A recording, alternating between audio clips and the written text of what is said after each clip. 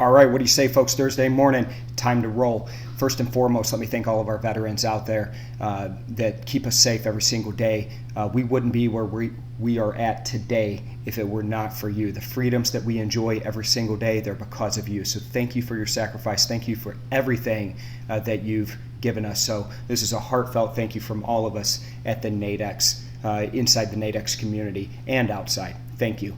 As for the markets, flat market heading into the open this morning. Pretty much across the board, we're seeing oil down about 1%. That's really the only mover. Why? Well, we had a barn burner of a day yesterday. I talked about it yesterday morning. We had that CPI, that inflation data that was due out before the open yesterday morning. I said if that number came in hotter than expected, we were going to see some big moves in dollar, and that's just what happened. We had a big, just a massive inflation number. Much hotter than expected, and that dollar rallied hard.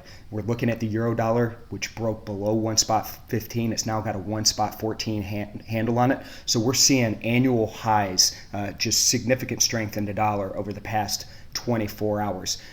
Could perhaps see a continuation and some follow-on today off that move yesterday. Other markets, oil, as you would expect yesterday in that number, we saw some weakness in oil.